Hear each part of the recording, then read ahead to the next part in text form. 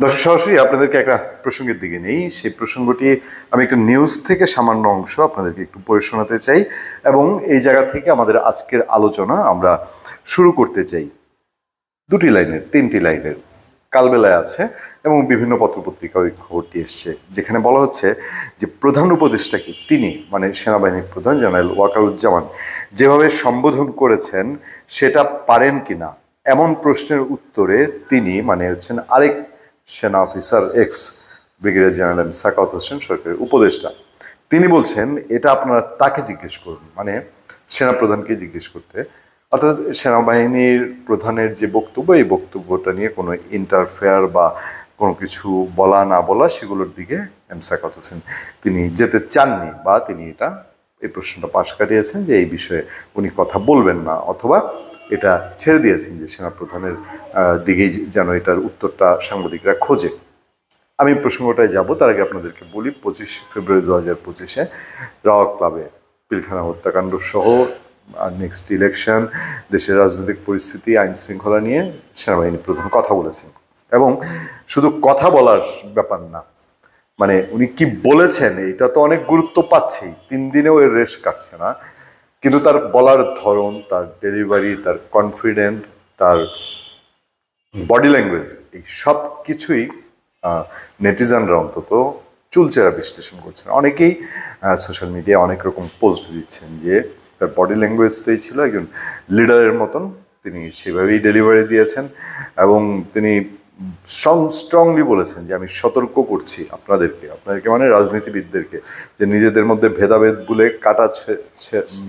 কাদা ছোড়াছুড়ি ভুলে চলতে হবে, নাহলে দেশের স্বাধীনতা সার্বভৌমত্ব বিপন্ন হবে। এই কথাটা সেনাপ্রধান একদম স্ট্রেট বলেছেন। তারপর তিনি আইন শৃঙ্খলা পরিস্থিতির জন্য কি দায়ী এইটাও বলেছেন যে হ্যাঁ, এই নিজেরা কাটাকাটি মারামারি করলে আইন শৃঙ্খলা পরিস্থিতি খারাপ হতে বাধ্য। যাই হোক, সেগুলো আমি আর রিপিট করতে যাচ্ছি না, তবে তার কথার মধ্যে যে বোল্ডনেস, এবং অনেকেই মনে করছেন যে কিছু একটা হেতু আছে, কেউ কেউ এটাও বলছেন যে সেনাপ্রধান বিরক্ত, ত্যক্ত। সাধারণ মানুষ, দেশের মানুষ যা হয়, আমরা এই সরকারের সময় এসে আমরা সাধারণ মানুষই অনেক সময় অনেক ইস্যু তুলছি। আমরা বলছি যে এই 6 মাস 7 মাস যে গেল, চোখে আঙ্গুল দেওয়ার মতো বলেন তো দেখি, যে এই বলবেন যে স্পেসিফিকলি, আমি পদ্মা সেতু মেট্রো রেল টাইপ কিছু বলছি না, স্পেসিফিকলি কি উন্নতি হয়েছে বা কি ভালোটা হয়েছে এই 6-7 মাসে, বা দেশের একটা স্থিতিশীলতা, শান্তির জন্য। চারদিকেই তো অশান্তির আগুন চারদিকে, তো এই সরকার কি করতে পেরেছে তার একটা মাইল ফলক। এখন অর্থনীতির যখন 12টা, যখন মানুষ কেনাকাটার সাধ্য হারিয়ে ফেলছে, ক্রয় ক্ষমতা মানুষের মানে একদম নাগালের বাইরে বলা যায়, সেই সময়ে এসে আবার প্রধান উপদেষ্টা দপ্তর থেকে জানানো হচ্ছে যে দেশে অর্থনীতির যে হয় নাকি দাঁড়িয়েছে এটা নাকি মিরাকল।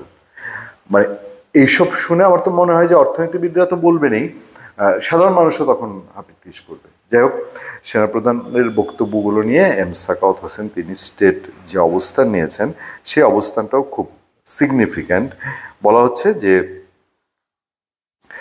পিলখানা হত্যাকাণ্ড নিয়ে রাজধানীর রাওয়া কনভেনশন হলে গত মঙ্গলবার বিশেষ অনুষ্ঠানে সেনাপ্রধান বক্তব্যের বিষয়ে শ্রম ও কর্মসংস্থান উপদেষ্টা ব্রিগেডিয়ার জেনারেল অবসরপ্রাপ্ত সাখাওয়াত হোসেন বলেছেন, সেনাপ্রধান আমার জন্য অনেক উঁচু স্তরের লোক, তিনি একটি বাহিনী চালাচ্ছেন, তিনি কোনো কথা না বুঝে বলেননি।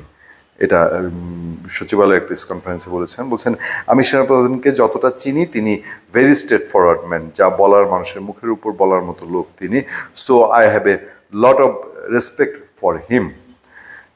তখনই তিনি ওই সম্বোধন বিষয়টা নিয়ে কথা বলেছেন। উনি কি বলেছেন না বলেছেন সে ব্যাখ্যা আমি দিতে পারবো না, সেটা উনিই দিতে পারবেন।